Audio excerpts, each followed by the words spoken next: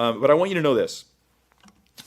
Whether you've got the New King James Version, or you've got the NASB, or if you're using the Septuagint, or you're using the Hebrew Old Testament, or if you're using the NIV, or whatever, you name it, any translation that you have, or any text source, different types of texts, you do not have a single important doctrine of the Christian faith in question at all.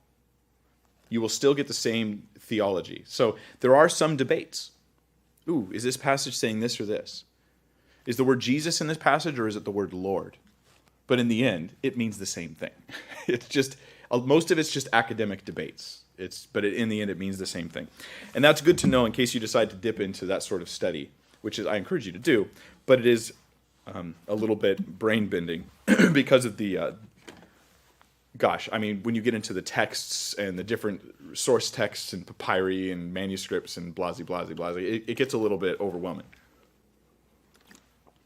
It's good to know that for the most part, our English translations are totally fine. In fact, if you go through the effort of studying and learning, say, Greek, you will probably decide at the end that you didn't exactly need to do that in order to understand the Bible. There are those who try to act like if you study Greek and you learn the Hebrew and you learn the original languages, that you're going to open your Bible and it's going to be like, whoa, it's going to be like that pop-out book. Wow, it comes out like never before, and I understand it like I never did before, and I get this better meaning than ever before.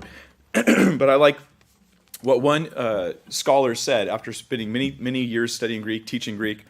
He says, many people ask me, Pastor, what does this say in the Greek? I want to understand this passage. And I have to look at it and turn to them and say, the same thing it says in the English. It was translated well. And this is so often the case. So that we should not expect to have you're more spiritual if you know the Greek or the Hebrew or something like that. In fact, in English, we simply have wonderful translations.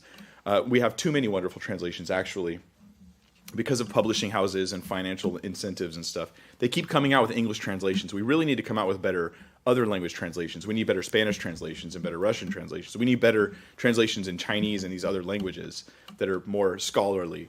What we don't need is more English translations. I think we've got a lot of good ones already. Pardon me. So when you learn language, you learn that the English is actually pretty good. It can even be disappointing. You'll be like, you expect a wow every verse, and it's just the wow that was already there instead of a new one. A Greek wow, however you'd say wow in Greek. Don't ask me, I have no idea. But I will say one thing about translations. Word for word is the way to go. There's thought for thought translation. Like the NIV is a thought for thought translation. I don't think the NIV is an evil translation. I think some people have portrayed it as that. But I do think, though, it's thought for thought or idea for idea. So they take more liberties. This is why you might read it and say, that's easier. It does get easier to understand. But the Bible's not written like Dr. Seuss material, so it's not like it's all written on the same level. There are some books that are easy to read. The Greek or the Hebrew is just easier, so those are easier to understand. And you might find yourself drawn to those books. But then there are some books where the grammar is a lot harder, and it's nuanced, and it's important that we see those nuances so we can get the message. So when we move from a word-for-word translation to a paraphrase or a thought-for-thought translation, we lose those nuances. And the point is, I'm missing out on what the text actually says.